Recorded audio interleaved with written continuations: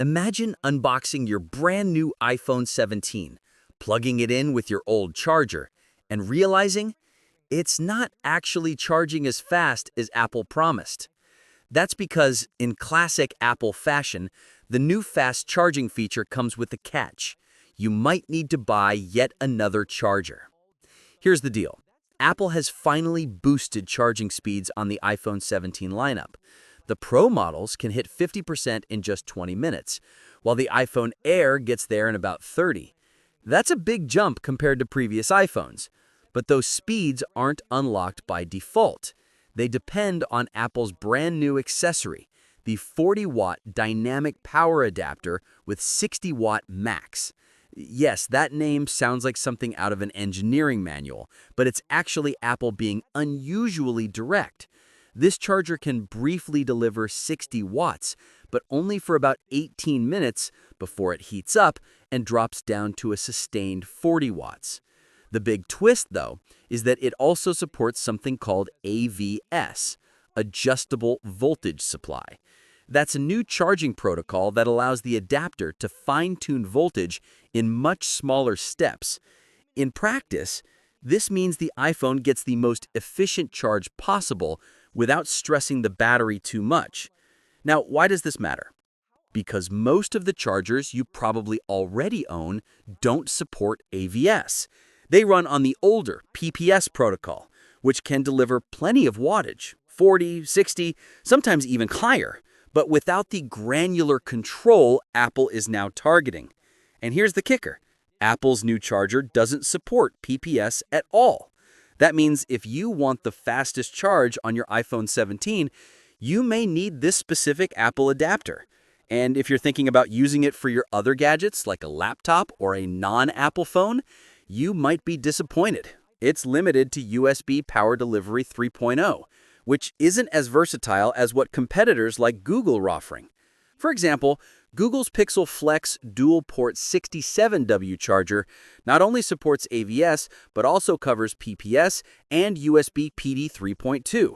It's more powerful, has 2 USB-C ports, and can fast charge more types of devices. The trade-off?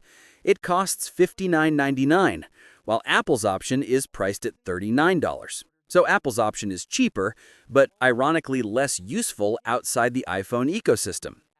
This is where the story gets very Apple. On one hand, the company is pushing the industry forward by embracing AVS. On the other, it's doing it in such a tightly controlled way that you're basically locked into buying their charger if you want the headline speeds they advertised. It's the same playbook we've seen before. Apple was one of the first to ditch every port on MacBooks except USB-C, which forced faster adoption of that standard across the industry, but they were also the last major phone maker to switch the iPhone itself to USB-C. Progress, but always on Apple's terms. So what does this mean for you if you're eyeing the iPhone 17? If you don't mind slower charging, your old USB-C adapter will still work. But if you want to hit that 50% charge in 20 minutes that Apple is advertising, you'll likely need to budget for this new dynamic power adapter. That's an extra $39 on top of a phone that already costs well over $1,000. From a bigger picture perspective, though, this might not be all bad. Apple committing to AVS could nudge other accessory makers and smartphone brands to adopt it more widely. Eventually, we may end up with more efficient, battery-friendly charging across the board. Right now, it just feels like early adopter pain, something Apple fans know all too well. Personally, I see this as a double-edged sword. On one side, I appreciate Apple prioritizing more efficient charging that could extend battery health. On the other, it feels unnecessarily restrictive. If Google can ship a charger that supports AVS, PPS, and newer USB standards all in one package, why can't Apple? Instead, Apple gives us a charger that's basically great for iPhones, meh for everything else. At the end of the day, it comes down to whether you value convenience or speed.